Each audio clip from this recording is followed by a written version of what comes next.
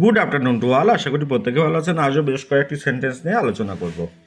আজকে আপনারা দেখবেন, আপনাদের সামনে আলোচনা করব প্রিপোজিশন আমরা কি করে বসাই। ওকে, তুমি কোথা থেকে আসছো? Where are you coming from?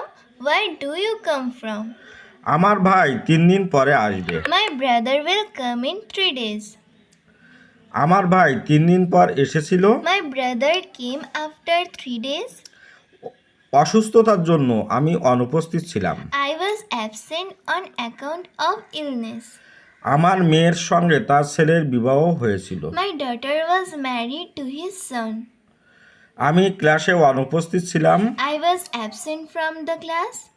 তারা অনুষ্ঠানে নিমন্ত্রিত ছিল। They were invited to the function.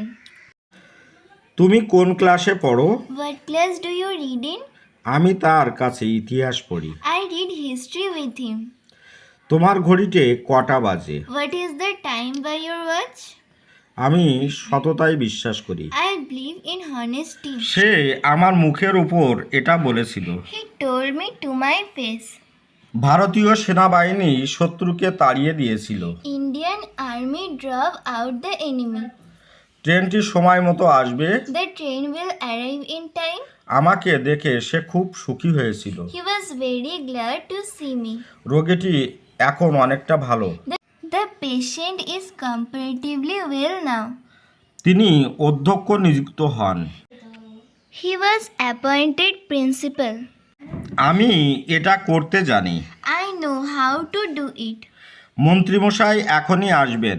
The minister will come shortly. এই বইটি আমার। This book belongs to me. Doctor রোগীর নাড়ি দেখলেন। The doctor felt the pulse of the patient. সে 4 দিন ধরে অপেক্ষা করছে। He has been waiting for 4 days. তুমি মিথ্যা বলছো। You are telling a lie. সে ভালো ইংরেজি বলেন। He speaks good English. সে কলেজে ভর্তি হয়েছিল। He was admitted to a college.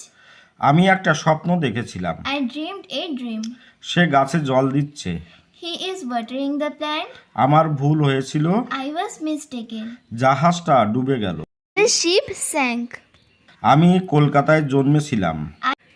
I was born in Kolkata.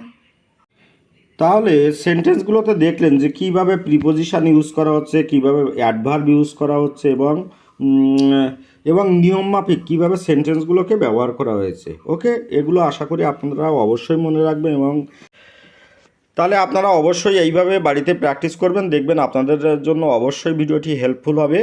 আর অবশ্যই বাড়ির ছোট ছোট বাচ্চাদেরকে শেখাবেন, দেখবেন ওরাও অনেকটা ইংরেজিতে অ্যাওয়্যার হবে। ওকে, ভালো থাকবেন সবাই। আপনাদের দিনটি শুভ হোক। Have a good day.